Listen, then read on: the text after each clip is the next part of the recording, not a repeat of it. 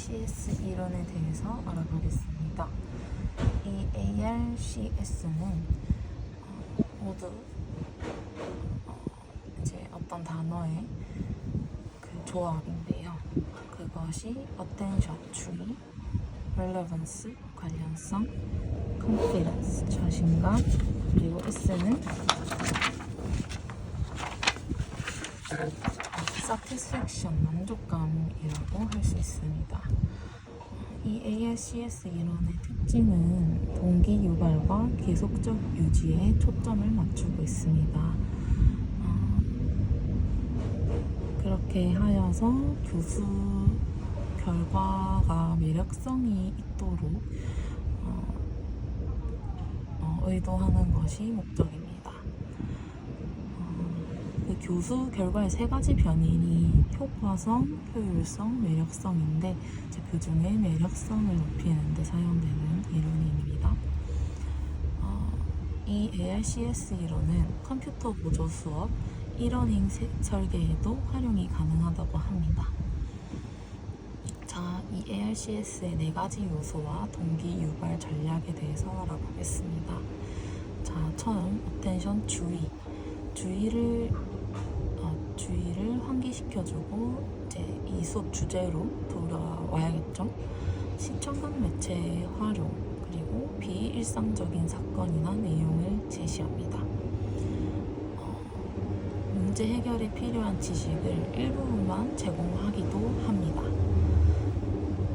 그리고 관련성에 대해서는 학습 과제를 학습자의 개인적 삶이나 경험, 미래 욕구, 성취 욕구와 연관지어서 이 실제적 과제의 내용을 제시를 합니다.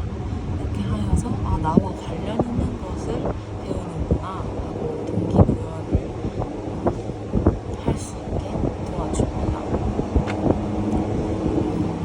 여기서 세 가지 전략이 있는데 첫 번째, 친밀성의 전략입니다. 학습자의 경험과 연결을 하는 것입니다. 말 그대로 학습자가 경험을 했었던 친밀한 인물, 사건, 그림, 예문을 활용을 하고요. 실제적 과제를 사용하는데 이 우리 주변에 실제로 일어나는 문제에 대해서 해결하는 방법을 배운다라고 생각하면 되겠습니다. 목표 지향성의 전략은 이것은 학습자들의 요구를 최대한 충족시키는 일인데 학습 과제의 미래적 가치를 제시를 하는 것입니다. 내가 이것을 배우면 이 이후에는 어떠한 가치를 가지게 되는지, 내가 어떻게 변화할 수 있는지를 제시를 하게 되면 이제 학생들이 그것에 대해서 나와 이 학습 과제를 관련 지으며 훨씬 이 주제에 대해서 관심을 갖겠죠. 그리고 필요나 동기와의 부합성의 전략이 있는데 이것은 학습 유형, 성취 욕구, 소속 욕구와 연결됩니다. 학습 과제 수행 시 필요한 피드백을 제공을 합니다. 그렇게 했을 때 성취욕이 충족이 되고 내가 새로운 과제가 주어졌을 때 좋은 피드백을 받았고 무언가 성취를 했다 그러면 다른 새로운 과제에서도 성취 욕구가 올라갑니다. 그리고 경쟁이 없는 안전한 학습 상황을 제공을 하게 됩니다. 이는 매슬로우 욕구 단계에서 안전 단계를 생각하시면 되는데요. 이제 협력적인 학습 환경을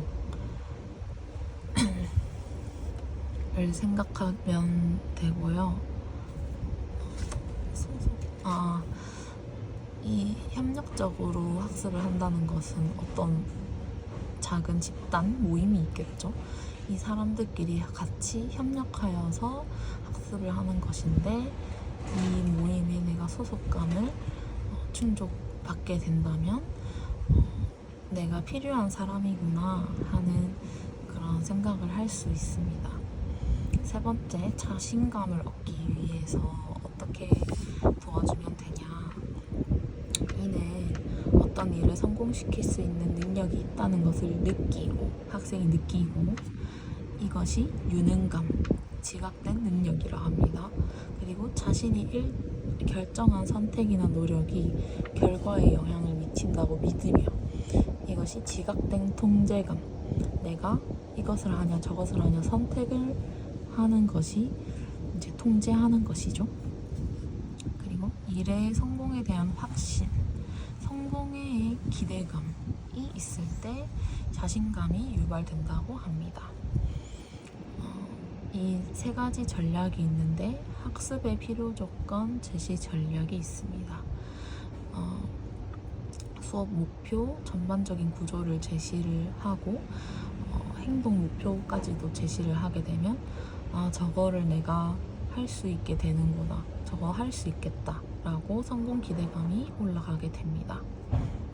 세 번째, 성공의 기회를 제공을 하게 됩니다. 성공의 기회를 어떻게 제공하냐, 쉬운 것에서 어려운 것으로 점진적으로 수준을 높여가며 과제를 제시하여 적정 수준의 난이도를 유지를 하면서 그러면서도 자신의 능력보다 조금 더 어려운 도전적 과제를 해결하게 합니다. 그렇다면 내가 내 능력보다 조금 더 높은 어려운 도전적 과제를 성공을 했다 하면 내 능력에 대해서 확신이 올라가겠죠? 그래서 이제 더 어려운 것도 나는 무엇이든 할 수 있다 라는 자신감이 생깁니다. 세 번째로는 개인적 통제감 증대의 전략이 있습니다. 학습 순서 조절 기회를 제공하고 학습 속도를 조절을 하게 합니다. 이것은 자기가 순서를 선택하고 속도를 선택하는 것이 않습니까?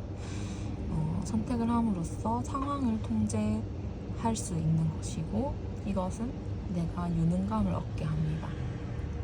그래서 이것은 철저히 자신의 능력, 자신의 학습 단계에 따라서 선택을 하는 거기 때문에 자신의 능력, 노력에 기초하여 성공한다는 것을 인식시킵니다. 그래서 자기가 통제하는 가운데에서 나는 성공할 수 있다 라는 자신감을 얻게 도와줍니다.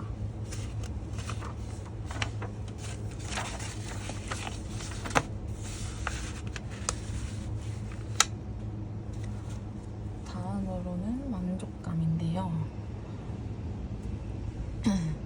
만족감. 이것은 외적 보상이나 성취감을 충족시킬 수 있는 기회를 주면 만족감이 올라간다고 합니다. 세 가지 전략이 있는데 지연적 결과 강조의 전략. 이것은 이제 연습 문제와 후속 학습 상황, 모의 상황 등을 제시를 하였을 때 이제 학습자의 내적 동기를 유지하는 데 도움이 된다고 하는데 예를 들어서 모의 상황이나 후속 학습 상황을 떠올려 보면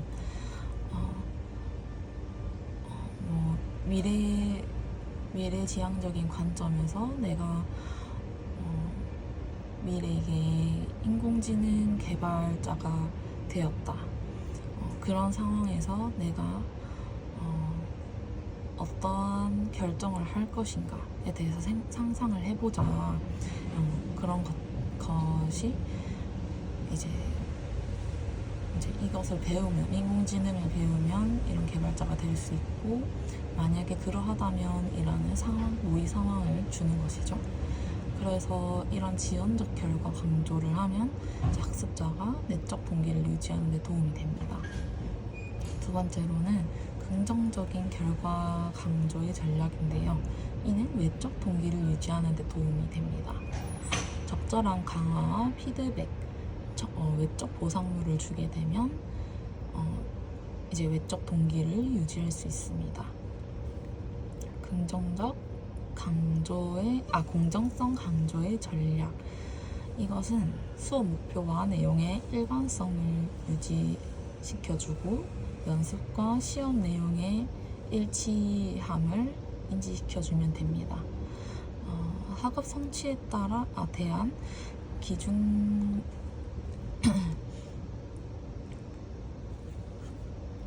기준과 결과를 일관성 있게 유지를 해주면 내적 보상이 일어납니다. 내가 배웠던 내용이 시험 내용에 나와서 내가 풀 수 있다. 이렇게 되면은 이제 학습에 대해서 공정하고 내가 이 공정한 시험을 쳤으니 만족한다라는 생각이 들 수 있지만, 내가